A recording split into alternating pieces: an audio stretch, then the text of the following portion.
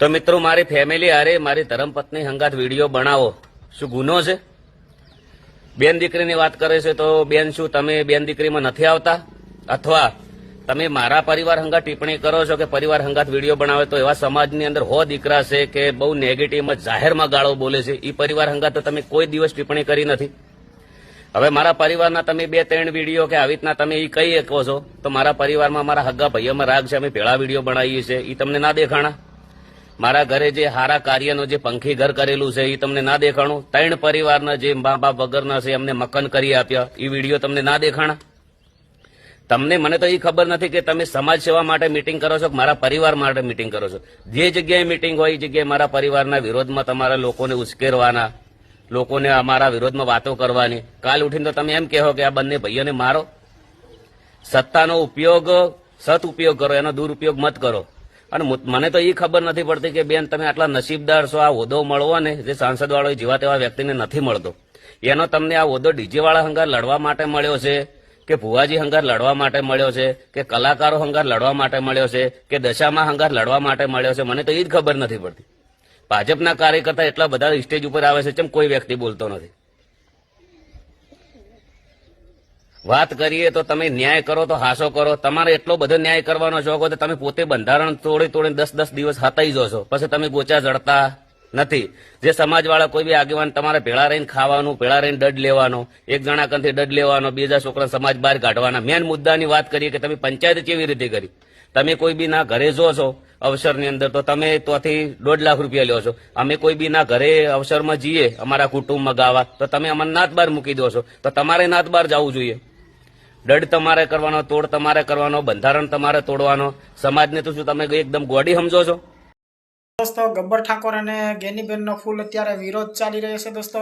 તો ગબ્બર ઠાકોરને કેમ આવું બોલવું પડ્યું દોસ્તો? તેમનો બીજો વિડીયો પણ ગેનીબેન અને ગબ્બર ઠાકોરનો વિડીયો હું તમને બતાવું છું દોસ્તો. વિડીયો પૂરો જોજો અને વિડીયોને શેર કરવાનો છે દોસ્તો. ખાલી થોડી ગેનીબેનની મારે એક થોડીક વિનંતી કરવી છે. તમે જે સમાજ માટે બંધારણ આપણા સમાજના કલ્યાણ માટે જ કર્યું છે, બહુ સરસ કર્યું છે. પણ 1-2 એવી વાતો છે જે તમારી સમક્ષ રજૂ કરવા માગું છું હું. કેમ કે ઘણા બધા મને ફોન આવ્યા, કેમ કે હું પણ એક કલાકાર છું એટલે મેં ખાસ પેલા ડીજે વાળાનો બહુ ફોન આવ્યો. એટલે અરે બીજું કશું નહીં, એ લોકોનું પણ શું એમના ઉપર ઘર ચાલતું હોય છે. ઘણા બધા કલાકારો ડીજીમાં જ કામ કરતા હોય છે. તો એના માટે તમે થોડુંક વિચારજો શું કરી શકો. તમે બધા આગેવાનો છો, બધા ભેગા થઈને તમે નક્કી કરજો. એટલે અમારા કલાકારોની વાત છે, બરાબર? એટલે એમાં શું થઈ શકે છે તમે બધા આગેવાનો છો, તમને વધારે ખબર પડશે. કોઈ રસ્તો તમે કાઢજો તો એ લોકોનું ઘર પણ ચાલે.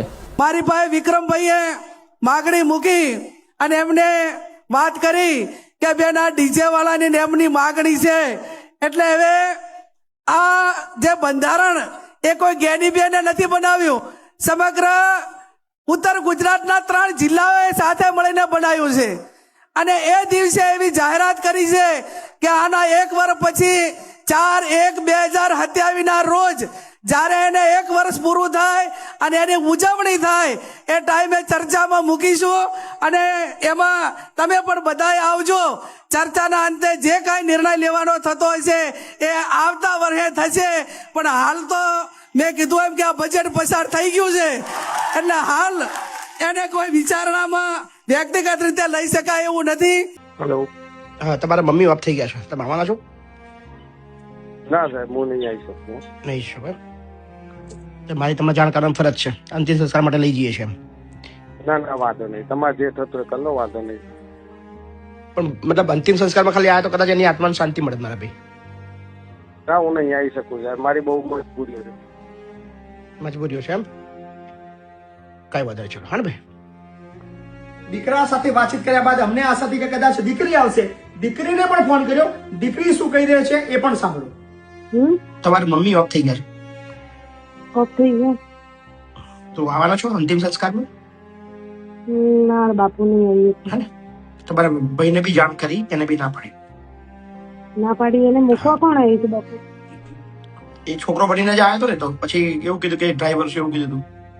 એ નહીં, એ તો હમણાં તમે સોમવારે છેલ્લો ફોન કર્યો ત્યારે ને અમે એ છોકરો આવ્યો પહેલા કોણ મૂકવા આવ્યું હતું? તો યાદ નહીં કોણ મૂકવા આવ્યો કે કેટલા મહિનાથી છે, પણ આ તો તમને તો દર અઠવાડિયે કહીએ છીએ કે ભાઈ તબિયત ખરાબ છે, પણ તમારામાંથી કોઈને આવું જ ના હોય તો હું કરી બેનો. ના બાપુ સોરી, હું તો નહીં આવી શકું. કાંઈ બદલ નહીં. હા. ના આવી દીકરી ના આવે દીકરો, અંતિમ ક્રિયા તો બધી અમે કરી દીધી, પણ આવી કેટલી માઓ હશે જે આવી પરિસ્થિતિની અંદર જિંદગી જીતી હશે. આ બતાવવાનું અને આ સંભળાવવાનું રીઝન એટલું જ છે કે યાર આપણી જે સંસ્કૃતિ છે, આપણો આ દેશ છે, એ કઈ દિશામાં જઈ રહ્યો છે. આવું જ ચાલતું રહેશે. આખી જિંદગી જેને પાલી પોસીને મોટા કર્યા છે એ એની અંતિમ ક્રિયા માટે પણ ના આવે, એને પાલાવા માટે પણ ના આવે, એની બીમારીની અંદર એની ઘડપણની લાઠી બનવા પણ તૈયાર નથી. શું આ જ દુનિયા છે? કોઈ માં ના અંતિમ દર્શન સુધી જ્યારે વારંવાર કહેવામાં આવે તો પરિવારમાંથી કોઈ ના આવે.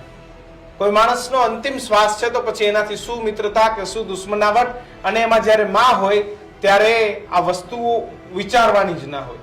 કોઈ જ ચર્ચા મારે કરવી યોગ્ય નથી. સીધા જ આપણી સાથે વૃદ્ધાઓ, દીકરા દીકરીઓ, અનેક લોકો માટે દિવસ રાત મહેનત કરતા સામાજિક આગેવાન મહિપતસિંહ આપણી સાથે જોડાયા છે.